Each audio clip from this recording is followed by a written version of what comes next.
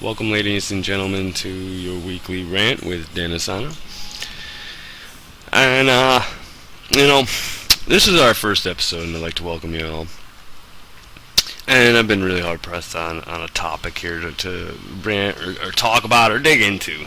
And, I gotta be quite honest with you. I think I'm gonna start it all off with is I'm gonna talk about attitude. And it's having the proper attitude when you're in a raid group, a raid team, a raid guild, a guild in general, or otherwise a group of people. And your general attitude. First and foremost, nobody is necessary. You are replaceable. Every single person is absolutely replaceable. You just are. The minute you start thinking that you're not, that's foible. That's human foible right there. That is, at that point in time, you just failed the concept of team. And because your team is only as strong as your weakest link, man. And you have to strengthen the weak link to be a strong team. You know what I'm saying? So just because you think you're the strongest link doesn't make you irreplaceable. Just doesn't. Nobody at all, in any team, in any situation, in any job, in any facet of life, is irreplaceable. Your wife is replaceable. If you're a husband, or if you're a wife, or a girlfriend, or a boy, you are replaceable. Children are pretty much replaceable. Your own life is irreplaceable. Either you're alive or you're dead. But every other aspect of life, every other facet, you are replaceable, man. Things can be replaced. You are not God's gift. That's rule number one. Get that in your head.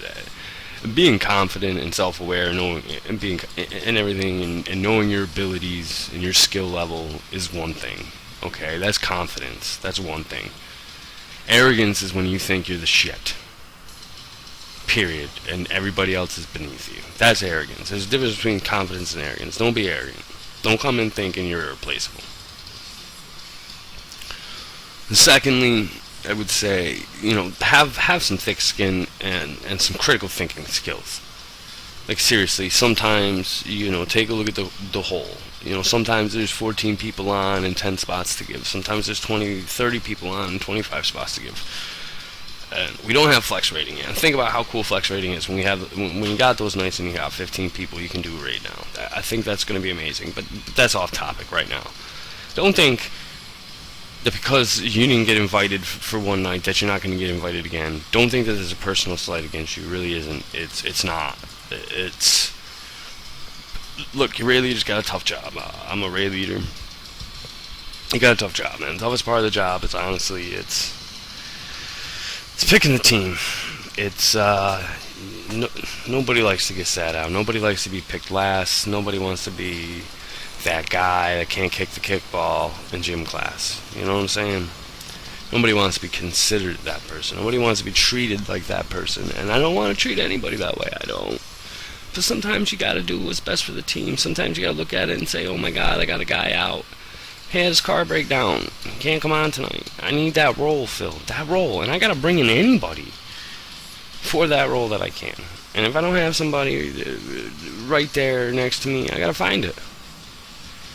Maybe you think you can fill that spot, but you're not the right type.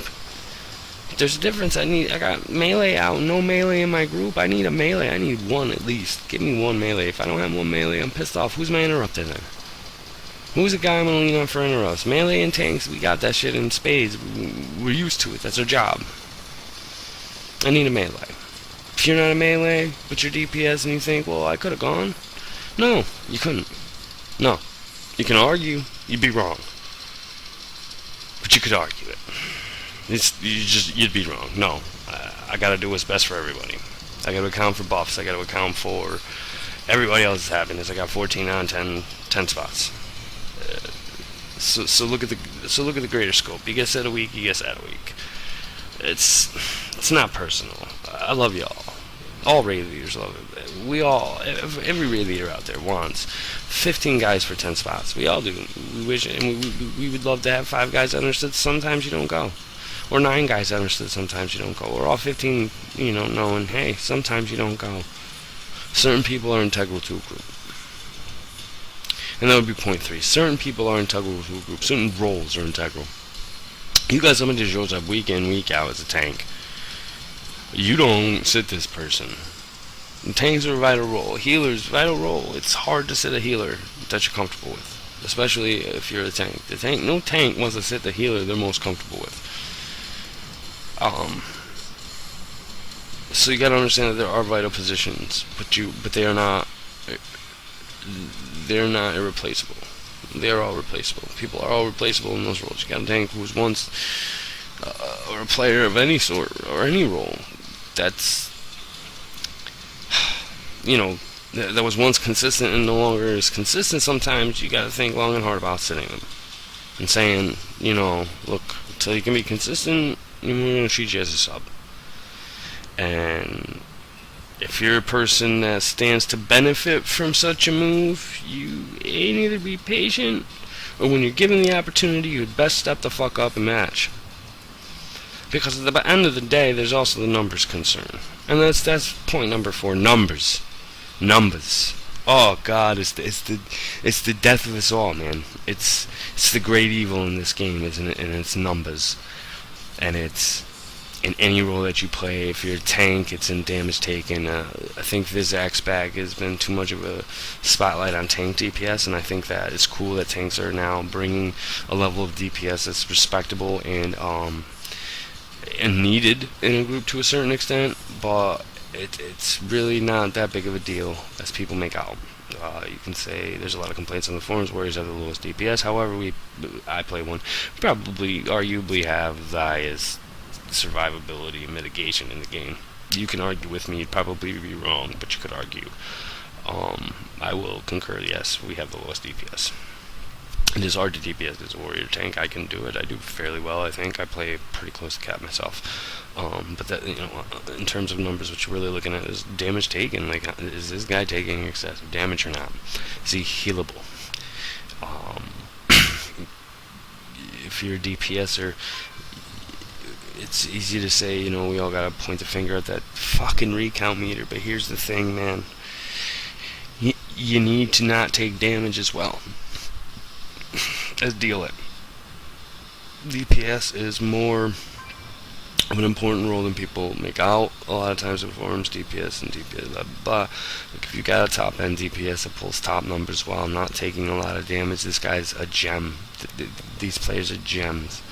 If you have to sacrifice DPS to get out of shit, I'd rather you get out of shit and sacrifice your DPS. Healers, this is such a, it's so hard to quantify with recount and such healing numbers. I want to say that healing per second can be high because everyone's standing in derp, causing your healers stressful healing.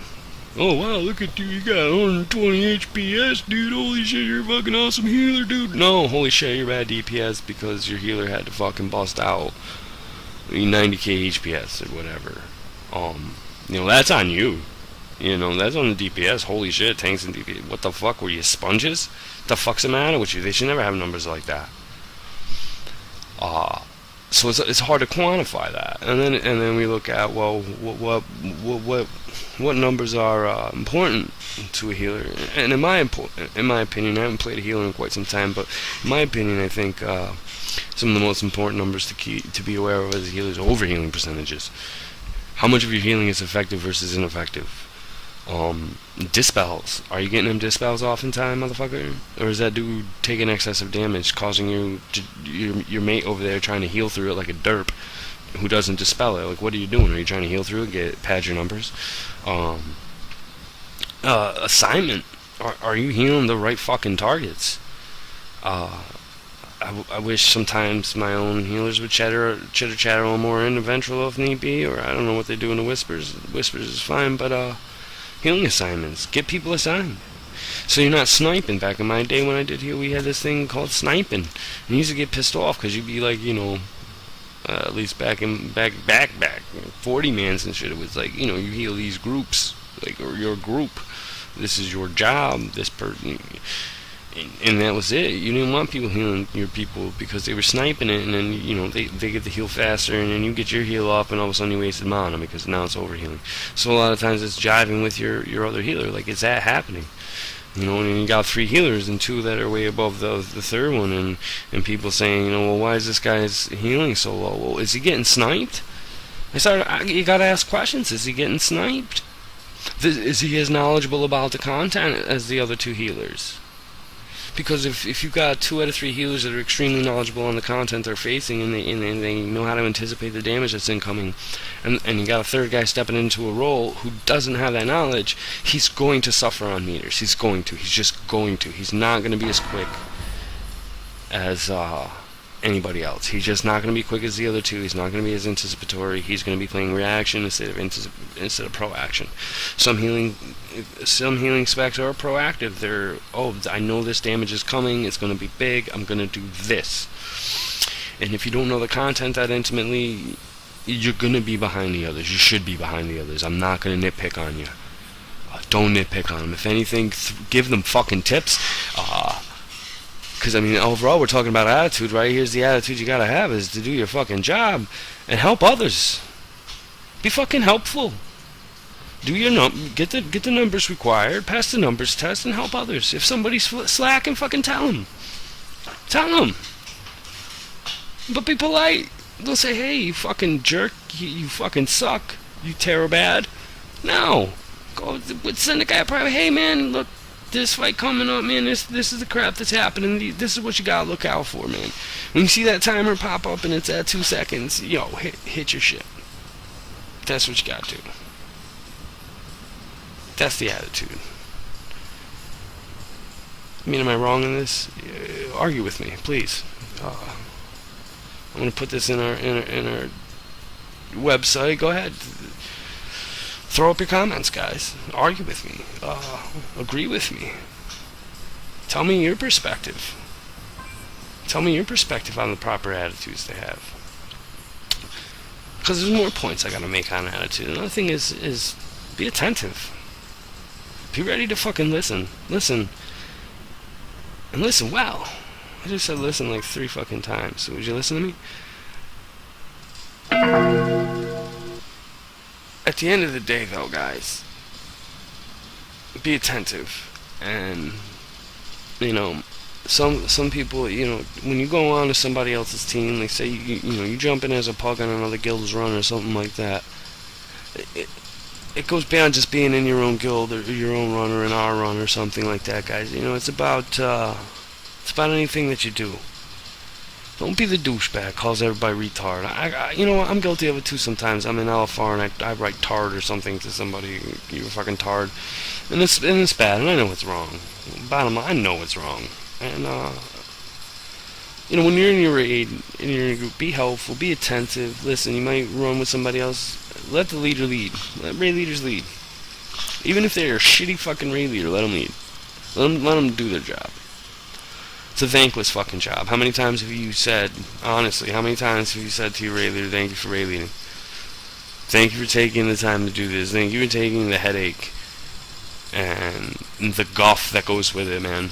The politics and the bullshit that goes with it. Like, when's the last time you thanked your raid leader for raid leading? Honestly, tell me. I want to know.